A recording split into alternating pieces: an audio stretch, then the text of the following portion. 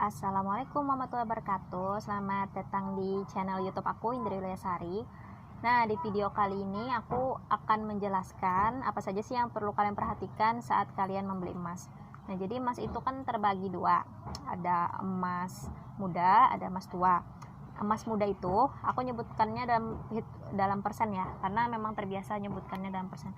Emas muda itu kadar 375, kadar 420. Kalau emas tua itu kadar 700, 750, kadar 99%, 999 ya. Nah, apa aja sih yang perlu kalian perhatikan saat kalian membeli perhiasan? Yang pertama, kalian pastikan toko emasnya itu adalah toko emas yang terpercaya. Terpercayanya bagaimana? Terpercaya menurut kalian aja deh, versi kalian. Kalau aku biasanya aku tes sih. Misalkan aku beli setengah gram atau 1 gram. Terus misalkan selang 1 bulan aku jual di toko itu. Gimana pelayanannya? Biasanya ada toko emas yang ketika kita beli enak, ketika jualnya dipersulit kayak gitu. Entah potongan yang gede, entah dibilangnya penyok, entah dibilangnya susut,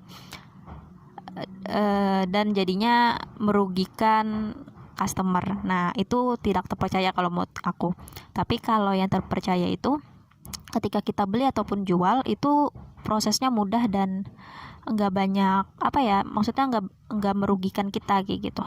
Nah, jadi yang pertama, teman-teman, saat kalian membeli perhiasan tadi, pastikan tokonya terpercaya. Entah kalian coba seperti aku tadi atau kalian sudah mendapat rekomendasi dari orang-orang. Sebenarnya toko emas itu karena yang beli kebanyakan ibu-ibu ya.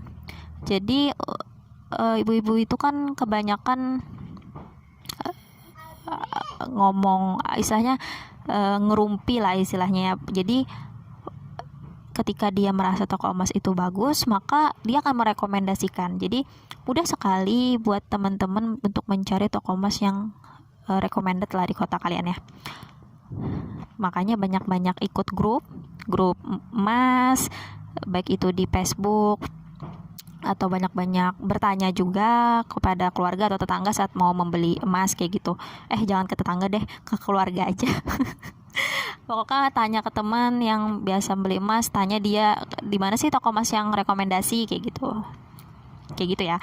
Jadi yang kedua, kalian perhatikan adalah kodenya.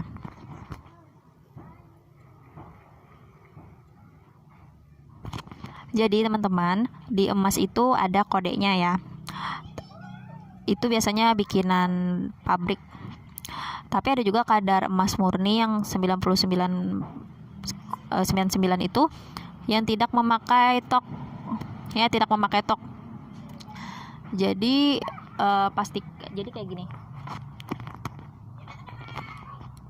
Di emas itu ada kodenya di sini. Biasanya kalau cincin di dalam sini, ini ada tulisannya 375 tapi kecil sekali ya. Di sini nih. Nah, terus kayak di gelang ini kan kadar 700. Dia kelihatan nih. HWT 700. Berarti dia kadar 700. Nah, terus di sini ada juga nih di gelangku ini udah aku pakai balon nih. UBS ini 375. Jadi yang pertama kalian perhatikan adalah kodenya. Kalau tidak ada kodenya di emas itu, tanyakan kepada penjualnya. Ini kode berapa emasnya? Karena itu penting kode emas itu teman-teman, untuk memastikan itu emas kadar berapa. Setelah itu kalian tanyakan potongan ya, potongannya berapa. Kalian harus jelas itu potongannya berapa. Jangan sampai kalian nanti menjual tiba-tiba terkejut, loh kok banyak banget sih potongannya kayak gitu. Jadi kalau seperti di notaku ini kan emas muda, ini potongannya 15.000. Nah, jadi kan udah tahu nih kalau aku jual ada potongannya 15.000. Kalau emas muda itu biasanya mengikuti harga nota, kalau emas tua biasanya mengikuti harga pasaran. Nah, kalian harus ngerti juga nih maksudnya mengikuti harga pasaran itu gimana.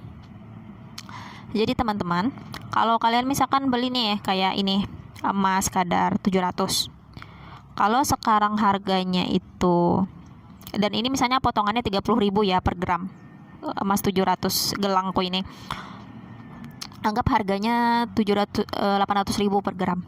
Misalkan kalian jual di mengikuti harga pasaran kan, maka dia akan dipotong 30.000. Jadi jangan kalian pikir kalian punya emas harganya sekarang 800.000 kalian jual 800.000 juga, enggak, karena harga jual dan harga kita membeli itu beda.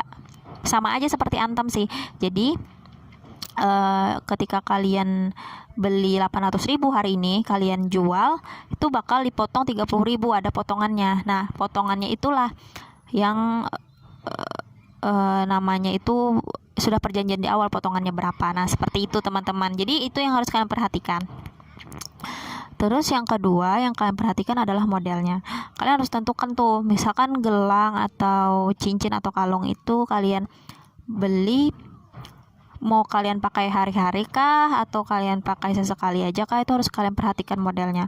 Kalian harus perhatikan kuat atau tidaknya supaya nanti tidak ada tuh kejadian gelangnya putus atau patah kayak gitu. Nah, ketika kalian pengen beli emas itu kalian tanyakan juga penjualnya, mana sih model yang paling kuat, saya mau pakai harian kayak gitu. Nah teman-teman, itu adalah beberapa hal mendasar yang perlu kalian perhatikan ketika kalian membeli emas agar kalian tidak istilahnya tidak menyesal lah saat membeli emas ya. Dan usahakan kalian kalau membeli emas itu jangan ada niat untuk dijual dalam waktu dekat ya, karena kalau kalian jual dalam waktu dekat itu pasti rugi karena tadi ada potongan harga ini. Kayak gitu. Oke teman-teman, kalau ada yang tidak paham bisa ditanyakan di kolom komentar. Terima kasih.